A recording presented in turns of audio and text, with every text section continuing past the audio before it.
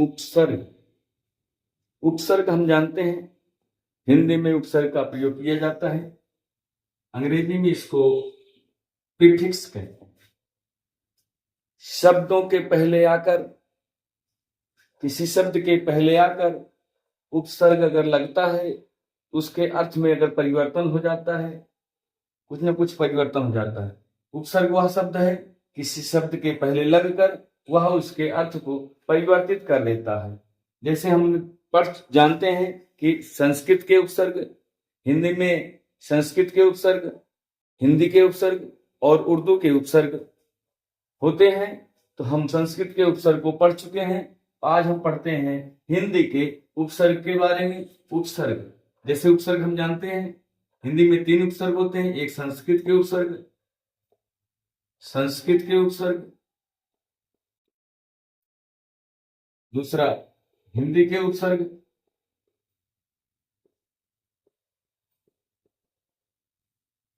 तीसरा उर्दू के उपसर्ग। तो हम संस्कृत के उपसर्ग को पढ़ चुके हैं पिछली वीडियो में। तो आज हम देखते हैं हिंदी के उपसर्गों के बारे में पढ़ते हैं। तो उपसर्ग हिंदी के उपसर्ग आ, हिंदी में अगर आता है आ का अर्थ होता है नहीं, आ का अर्थ होता है नहीं, यानी कि नहीं, आ लगने से नहीं का अर्थ बोध होने लगता है। जैसे आ का उपसर्ग है आ, जैसे जान, जान के पहले आ लगा देते हैं तो अजान हो जाएगा। लग के पहले आ लगा देते हैं तो अलग हो जाएगा। नाज के पहले हम आ लगा देते हैं, इस तरह से अनाज हो जाएगा। छूता शब्द है, छूता के पहले हम आ लगा देंगे तो अछूता हो जाएगा। इस तरह से हम हिंदी के उपसर्गों को पढ़ते हैं। जैसे और शब्द है पच में लगा देंगे अपच हो जाएगा। तो इस तरह देखिए चेत में लगा दें अचेत हो जाएगा। इस तरह से हम देखते हैं आगे अगाह, जैसे अगाह, गाह में आ लगा दिए, इस तरह से ये अगाह हो गया। टल के पहले हम लगा दिए अटल, टल के पहले ये आ लगाने से अटल। दूसरा देखते हैं अन का अर्थ होता है बिना,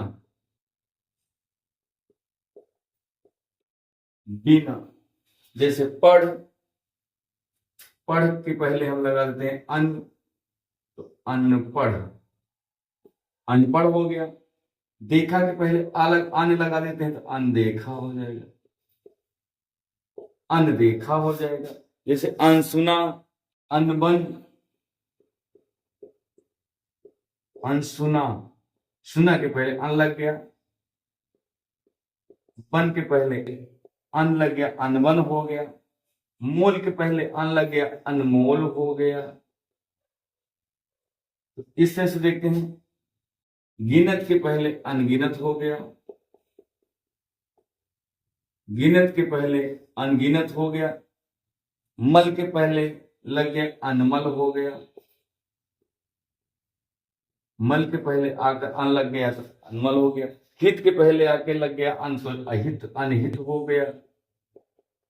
हित के पहले अनहित शब्द का बोध हो गया। इस तरह से होनी के पहले आ जाए तो अनहोनी हो जाता है, होनी के पहले अन लग जाए तो अनहोनी हो जाता है। इस तरह से हमने देखा अन उपसर्ग शब्द को। आगे देखते हैं आध, जिसका अर्थ होता है आधा, आधा। जैसे मारा के पहले हम लगा देते हैं अधमारा, मरा के पहले लग गया अधमरा, अध कचरा, अध जला। जैसे अध कच्चा, कच्चा के पहले अध कच्चा, जला के पहले अध जला। इस तरह से हम देखते रहते हैं कि पका, अधपका, अधपका कर देंगे, पका के पहले अधपका। गला के पहले अधगला, अधगला, नंगा के पहले अधनंगा। ये शब्द हमारे हिंदी के उपसर्ग हैं। जैसे ऊ है, ऊ मीन्स होता है ऊंचा, ऊंचा, ऊंचा, ऊ ऊंचा। जैसे चक्का के पहले ऊ लग गया, वो चक्का हो गया। चक्कर के पहले ऊ लग गया, वो चक्का हो गया। जड़ना के पहले ऊ लग गया, उजड़ना हो जाएगा। जड़ना के पहले ऊ लग गया, उजड़ना।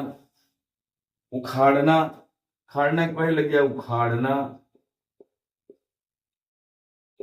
लांघना के पहले उलांघना, लांघना के पहले लगा उलांघना। इस तरह से लांघना के पहले उलांघना। दंड के पहले लग जाए उदंड, दंड के पहले लग गया उदंड। इस तरह से हमने देखा उस शब्द को, उस शब्द उपसर्ग को। आगे देखते हैं उन। उन शब्द का मतलब होता है कमी, कमी या एक कम, एक कम। जैसे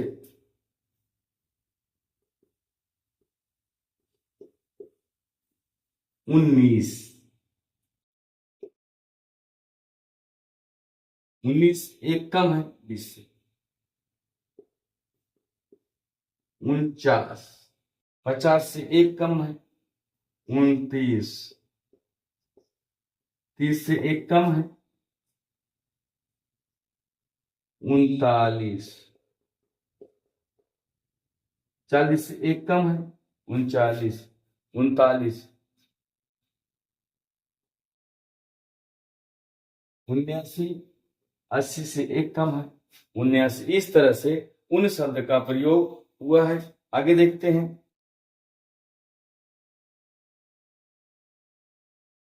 ये हमारे हिंदी के उपसर्ग बताए जा रहे हैं। आगे देखते हैं और शब्द। और शब्द, और शब्द का अर्थ होता है बुरा या नीचे,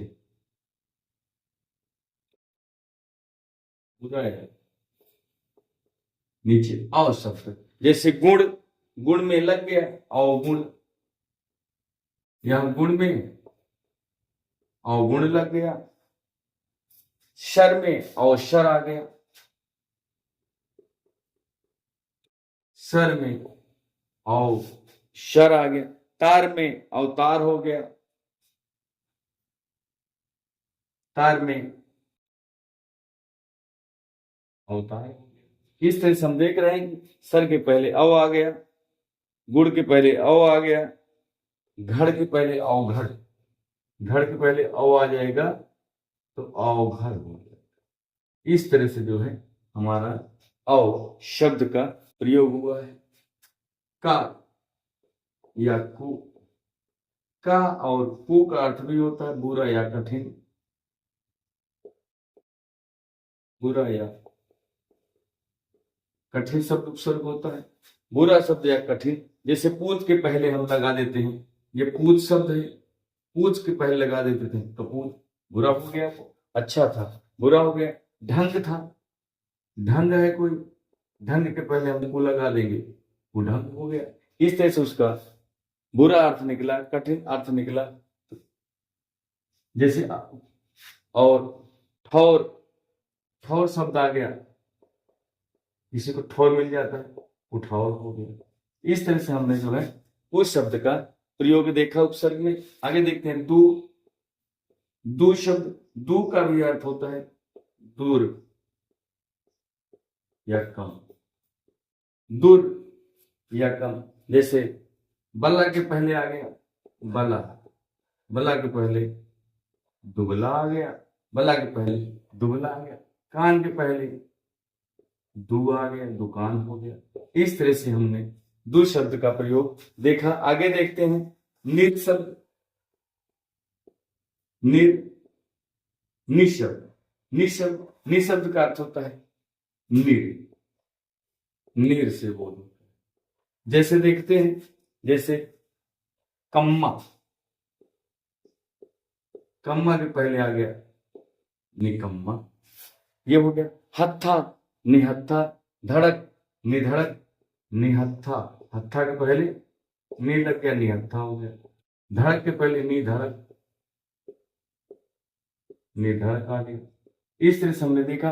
आगे देखो, डर के पहले निडर हो गया, डर के पहले निडर, इस तरह से हो गया।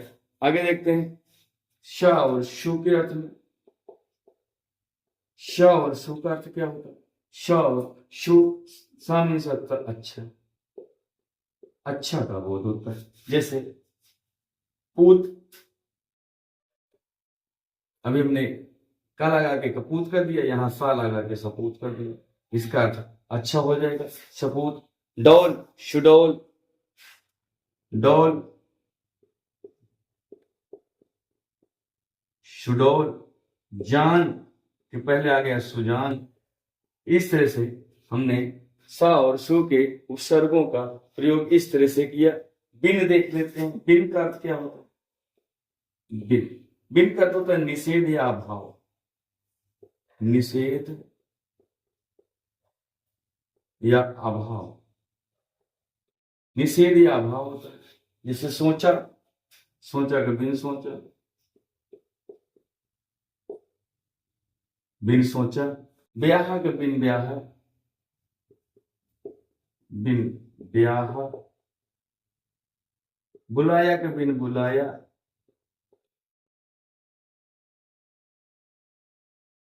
बताया का बिन बताया,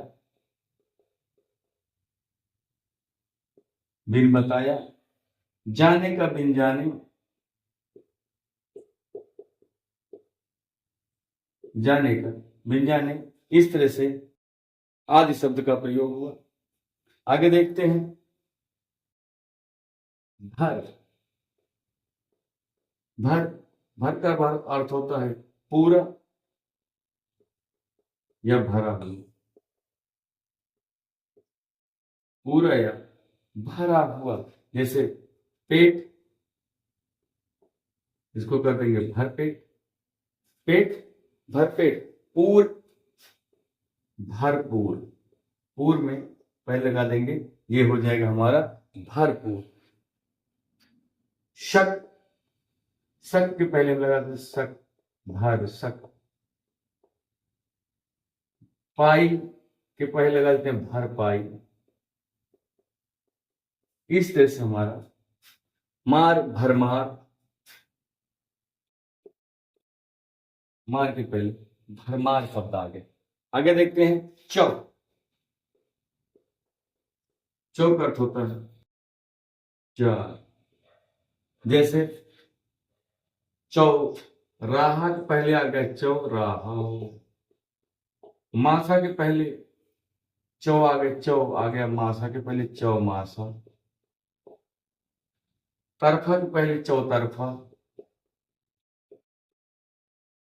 चौतरफा। पाई के पहले चौपाई, पाई के पहले चौ लगा दी चौपाई हो गया। षठ के पहले षठ के पहले चौ लगा दिया 64 हो गया। षठ के पहले चौतरफा हो गया। मुखा के पहले चौ लगा दी चौमुखा हो गया,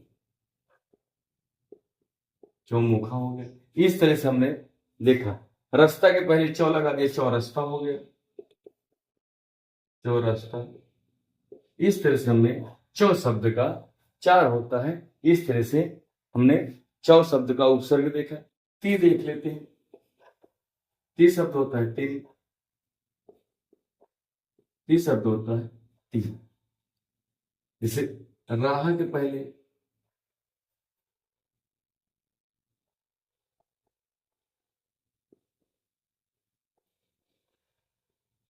राह के पहले ती लगा दिए,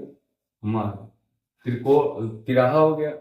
इस तरह से हमने देखा। कोना के पहले ती लगा दिए, कोना, कोना के पहले हम लगा दिया ती, हो गया तिकोना। इस तरह से रंगा के पहले ती लगा दिया, तिरंगा हो गया। इस तरह से हम देखते हैं। गुणा के पहले ती लगा दिया तो गुणा हो गया, गुणा के पहले ती लगा दिया तिगुना हो गया। इस तरह से कोना के पहले ती लगा दिया तिकोना हो गया, राह के पहले ती लगा दिया तिराहा हो गया, रंगा के पहले ती लगा दिया तिरंगा हो गया, माही के पहले ती लगा देते तिमाही, ती लगा देते हैं माही हो गया, माही के पहले तिमाही। इस तरह से हमने देखा। दू शब्द को देखते हैं। दू का अर्थ होता है दो। जैसे रंगा, रंग के पहले दू लगा देंगे दुरंगा हो गया, दुरंगा हो गया। धारू के पहले दुधारू हो गया, धारू के पहले हमारा दुधारू शब्द हो गया। गुना के पहले दुगुना हो गया, गुना के पहले हम दू लगा देते हैं दुगुना हो गया। इस तरह से हमने देखा कि दुरंगा, दुधारू, दुगना, दुमुहा, दुमुहा, मुहा के पहले दुमुहा। आगे इस तरह से हमने देखा दू शब्द का प्रयोग। पर, पर का अर्थ होता है दूसरा, पर का अर्थ होता है दूसरा। जैसे दादी के पहले हम लगा देते हैं पर, पर दादी हो जाए। पोता के पहले लगा देते हैं पर पोता हो जाए। हित के पहले लगा देते हैं पर हित हो जाए। नानी के पहले लगा देते हैं पर नानी हो जाएगा, पर नानी। दुख के पहले लगा देते हैं पर दुख, पर दुख हो गया। कारज के पहले पर लगाते हैं पर कारज हो गया। इस तरह से हमने देखा। सुख के पहले पर सुख। इस तरह से हमने जो है पर का प्रयोग किया। श का अर्थ होता है सहित, श का अर्थ होता है सहित, सहित सा से सहित होता है। जैसे हित, हित के पहले हम स लगा दिए सहित, चेत के पहले स लगा दिए सचेत। इस तरह से बेरा के पहले लगा दिए सवेरा, जग के पहले लगा दिए सजग। इस तरह से हमारा सा शब्द का प्रयोग हिंदी उपसर्ग में हुआ। हेली शब्द के पहले लगा दिए सा, सहेली हो गया। तो हमने इस तरह से हिंदी के उपसर्गों को देखा। संस्कृत के उपसर्ग को हम पढ़ चुके हैं, आज हम हिंदी के उपसर्गों को पढ़े। इसके बाद हमारे पास बचता है उर्दू के उपसर्ग। उर्दू के उपसर्ग पढ़ने के बाद हम प्रत्यय का प्रयोग अगली वीडियो में लेके आएंगे, लेकिन उर्दू के उपसर्ग के पश्चात ही हम प्रत्यय का प्रयोग करेंगे।